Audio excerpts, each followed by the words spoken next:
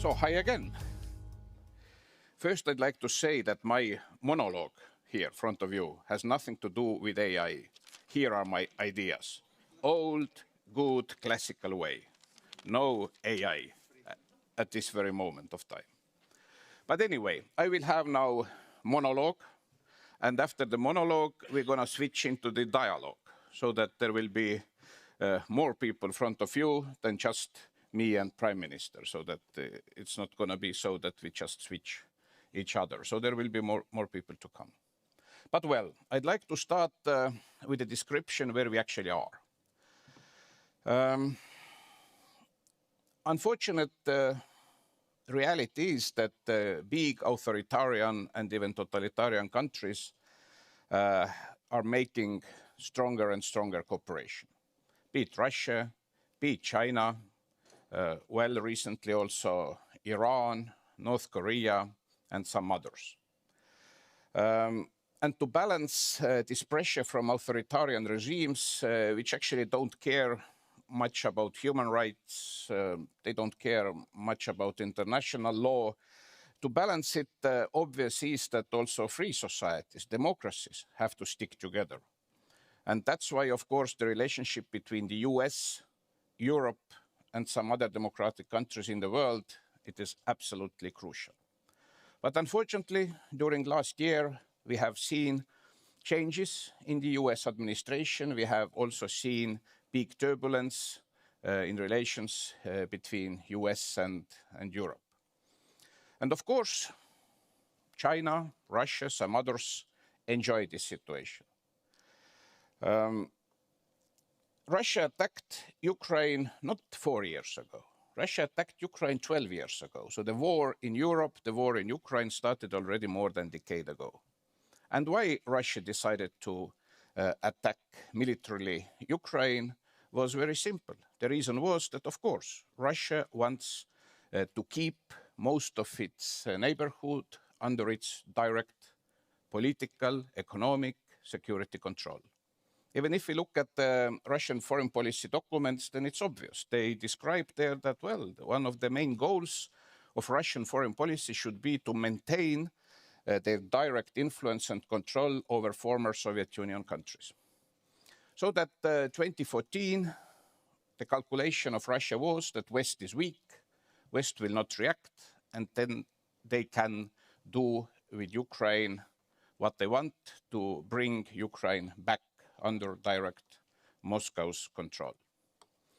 Unfortunately, at that time, Russia was still more or less correct in this evaluation, because the reactions of West after 2014 were weak. We should recall that even Nord Stream 2 was built after 2014. But still, Russia didn't manage to achieve its goals, so 2022, they launched new massive attack, a new wave of war against Ukraine, which is still there. Plus, there is, of course, also hybrid war against Europe. First time in history, Russian-Finnish border is fully closed.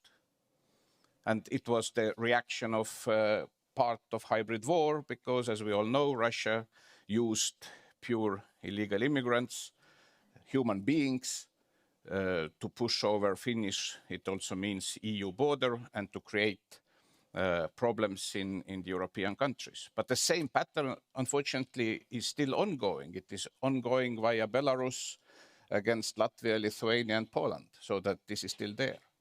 But there are also many other elements of hybrid war.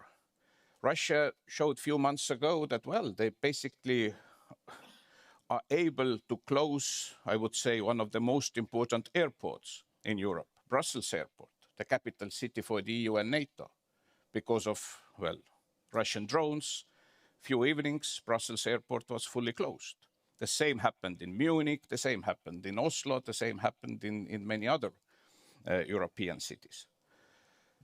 Of course, murders, fires, attacks against our infrastructure, this hybrid war elements also, for instance, cyber attacks and so on, all this is happening every day. China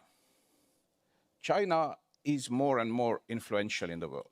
If you look from economic point of view, then there are 192 countries in the UN, and out of them, 132 have their biggest and most influential business partner, economic partner, trade partner, but also investment partner, China. So the Chinese global influence is still growing, but it's already huge.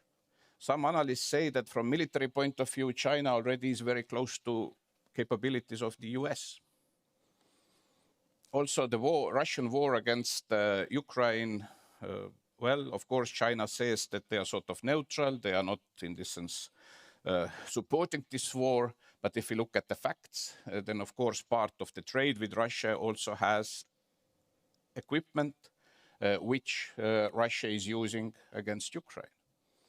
And if I would say that if China really would like to end this war in Europe, this Russia's war, then of course China would have rather big tools also to influence Russia to stop the war. But the reality is different. The reality is that, for instance, China is calling itself like a near Arctic country these days because of, well, doing full cooperation with Russia in Arctic area, where also, of course, the scope has changed dramatically during last around 10 years. US, I guess the present administration of the United States crossed red lines, especially when they started to attack verbally Greenland and Denmark. So the threats against other NATO ally, other democratic country, Denmark, and also Europe as such, I guess this has been during last year the most serious point which pushed European and US relations into heavy turbulence. And also, of course, there is very dangerous lack of trust at this stage, which unfortunately we also see now when the events in Iran and around Iran are ongoing. I would say that today the reluctance of many European countries to assist the US, they are basically still in this Greenland issue. Of course, also the present operation was in this sense problematic, that allies were not consulted, allies were not informed, and of course this is not adding to the level of trust. But of course the reality is that now the war is there, the global influence is there if you look at the oil and gas prices and influence on economy. So it means that, of course, if we really like to see that NATO survives, then I would say that although the emotional background is really bad, but still I think that US allies in the NATO in Europe should rethink and still offer at least some assistance for this operation. Because sometimes I also hear sort of a little bit schizophrenic statements that on the one hand, some European leaders say that it is very good that the Ayatollahs are not there anymore because they repressed Iranian society for 47 years, but the attack against Iran is against international law. Well, if you look closer, then of course, without this attack, Ayatollahs would be there still and anyway. And secondly, if we think where today is United Nations with its Security Council, then I would argue that today it is fully impossible to get any approval from the UN and UN Security Council to any possible international intervention, well, in some country or against some country, as it used to be maybe a decade or two ago. Because it's obvious that UN Security Council today is completely unfunctional. They veto each other there on any issue. So that in this sense, of course, also in front of us here in Estonia is the big question mark. Of course, in political theory and from, well, values point of view, it's obvious that the international law should be there, that the rules should be there. But how to implement all of this in the situation where UN Security Council, I would say, is not functional anymore. So that is there anyone who thinks that if, for instance, US or Israel or any other country, would go to UN to ask permission to bomb Iran, that the answer would be positive? No way. So that in this regard, I guess, very big practical question, also front of European governments is that, well, in theory, we all are in agreement about the importance of international law. But how, under present circumstances, to implement it? If there is a real threat arising here or there, be it dictator repressing its own people or be it country who builds nuclear bomb. So that's why I think that also the present war against Iran should also raise much bigger and basic questions. How we, in this sense, proceed from this point when we, on the one hand, all agree that the repressions in Iran have been awful, that there is risk for nuclear bomb, but at the same time, there is no functioning international mechanism how to limit it. And it brings me to the next issue, where we see that the power game in the world actually has returned to the place we were like 50 or 40 years ago. And this is the issue of nuclear weapons.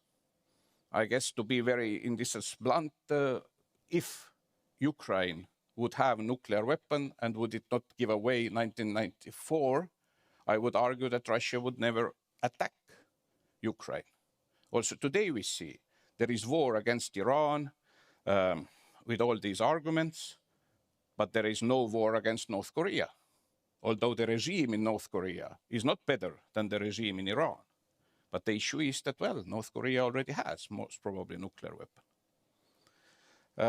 So that if we look at Europe and European, well, security environment, then of course there is crucial issue that Europe has to be able to protect and defend itself. The only, well, problem is that if you look at NATO today, then 70% of NATO, more or less, is still United States. 30 years after the collapse of the Soviet Union and the Cold War, most of European countries didn't do anything, or at least enough, if you look at defense spending and defense investments. If I compare then from 2000 to 2020, the defense spending of China increased by 800%, in Russia 400%, in Europe 20%. So it means that even if now all European countries start adequately to invest into defense, it will take still as minimum as 10 years to be on the needed level, to be able to defend and protect, well, ourselves here in Europe. So it means that our dependency, what concerns security and defense from US, is anyway there. We still have also dependency in energy and energy security. We were dependent on Russia, although everybody knew that this is a problem. But still, well, cheap Russian gas is flowing in, and then nobody actually wanted to change the situation. Now there is no more dependency in Europe from Russian gas, although we still have few countries who have it. But in common picture, it's not a problem anymore with Russia. But now we're creating new energy dependencies from other third countries from outside Europe. So that this is another very crucial issue, how finally we will have adequate level of interconnections inside Europe for energy, how we will increase the production of energy here in Europe, and so on. So that there are still, I would say, unanswered issues. Because I see that one of the problems today in Europe we also face is that the political leadership of Europe as such is rather weak. We have big countries who are facing their own huge domestic political problems, like France, more and more also Germany, issues in the European Commission. But to have, strong political, strategic view, but also implementation, we need strong political leadership in Europe, which means that the European Commission has to be strong. They should strongly cooperate with, at least with bigger European countries like France, like Germany, like few others. But my subjective view is that it's not the case today. Even, well, liberal French government managed to vote against Mercosur agreement. What is for liberals issue number one, or one of those, is free trade. And what I saw in the European Parliament was that all French MEPs from all political groups had unique consensus among themselves to vote against huge and very important free trade agreement with Mercosur. So we see that certain populistic domestic issues cover big European interests and big European views. And this is today for Europe clear and increasing problem. Well, I have on this paper lots of other issues like enlargement, but this is other long and rather sad story. I will stop here with my happy note. And as I promised, we will switch from the monologue into the dialogue.